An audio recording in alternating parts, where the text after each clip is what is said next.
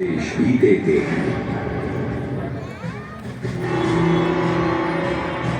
मेखला उत्कल के क्षेत्र, दशर्न के नगर, आग्रवंती, अवंती और विदर्भ के राज्य, साथ ही माहिष्का के आकर्षक राज्य में भी पूरी तरह से खोजना होगा।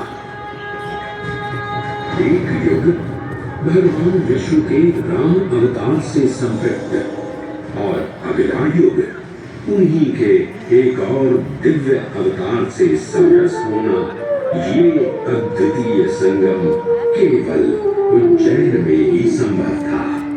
परंतु एक क्षण ठहरिए और ध्यान से सुनिए। ये है महाकाल के 1008 दिव्य नाम। हाँ, मैंने काल चक्र को परिवर्तित कर दिया है और अब द्वापर युग का शुभारंभ हो चुका है। विस्मय पूर्ण हो जाएंगे ये जानकर कि महाकाल के इन नामों को स्वयं भगवान श्री कृष्ण ने रचकर पिरोया था। महाकाल सहस्र नामावली की ये अद्भुत रचना उस समय की है जब योगेश्वर कृष्ण, उनके मित्र सुदामा और शेषावतार बलराम ने अवंती नगरी में स्थित सांदीपनी ऋषि के आश्रम में वेदांत दर्शन और शस्त्र विद्या की शिक्षा ग्रहण की थी। कहते हैं कि भगवान श्री कृष्ण को अवंती ने ऐसा मंत्रमुग्ध कर दिया कि यहाँ 64 दिनों तक रुककर उन्होंने 64 विद्याएं और 14 कलाओं का ज्ञान लिया। उज्जैन का संबंध महाभारत से भी जुड़ा हुआ है। इस महान महाकाव्य के वन पर्व में उल्लेख किया गया है कि महाकालेश्वर मंदिर में स्थित कोटि तीर्थ जल का स्पर्श मात्र करने से अश्वमेध यज्ञ के समान फल प्राप्त होता था। और फिर परिवर्तन की इस अनवरत धारा में एक नई कहानी लिखी। उज्जैन में उदय हुआ मौर्य वंश का सम्राट बिंदुसार ने अपने पुत्र अशोक को उज्जैन का राज्यपाल बनाया और समय के साथ अशोक के शासनकाल में धर्म का विस्तार हुआ।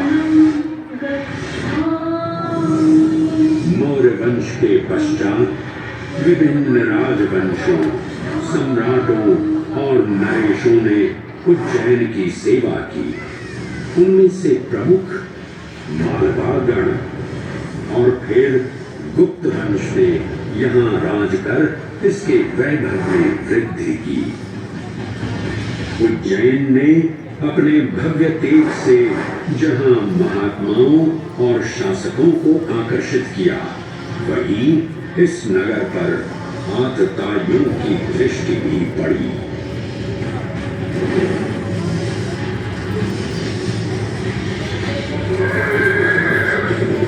शक मध्य एशिया की खानाबदोश जनजाति थी जिन्होंने उत्तर पश्चिमी और मध्य भारत के कुछ हिस्सों पर आक्रमण कर अपना शासन स्थापित किया।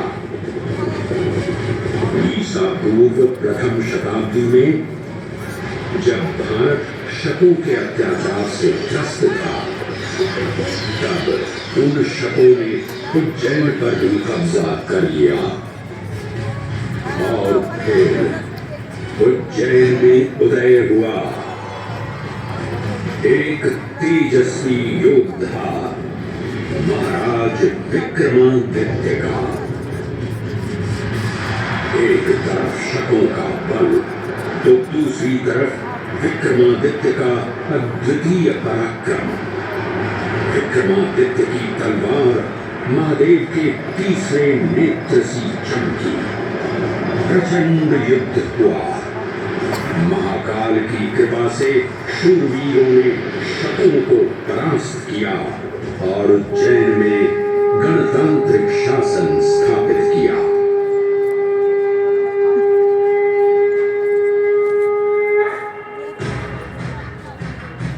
इन्हीं महाबली विक्रमादित्य की राज्यसभा महाकाल मंदिर में ही प्रतिष्ठापित थी।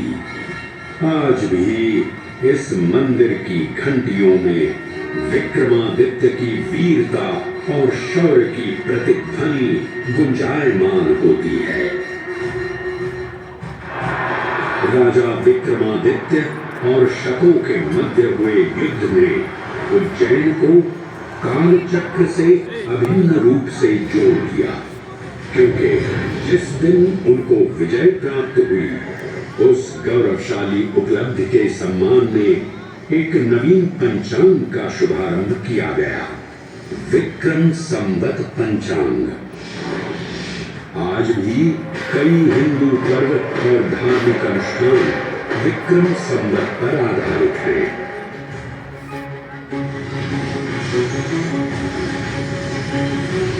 पृथ्वी की भौगोलिक कर्क रेखा इस पावन उज्जैन भूमि से होकर गुजरती है। लगभग 300 वर्ष पूर्व उज्जैन विश्व समय का प्रमुख संदर्भ बिंदु था। यही कारण है कि उज्जैन की वेदशाला में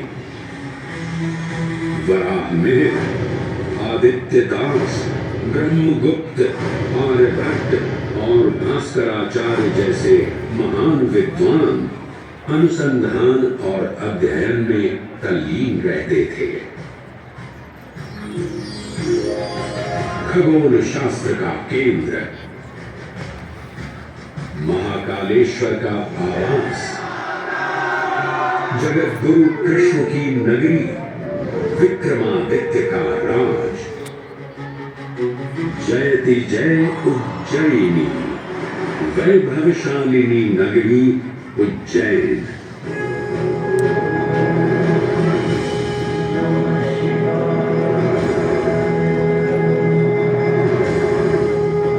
श्वासों को शिव मंत्र से अलंकृत कर, मन को भाव की गंगा से निर्मल कर, जो भी उज्जैन में महादेव की शरण लेता है उसका कल्याण होना निश्चित है।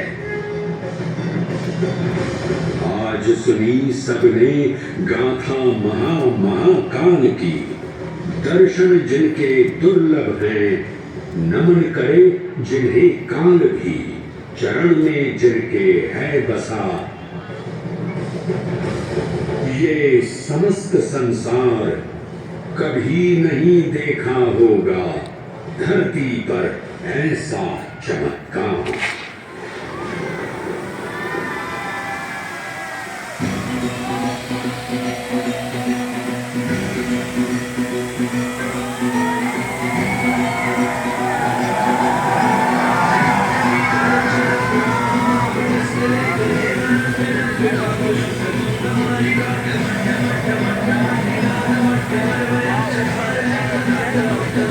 Shiva, Shiva, Shiva.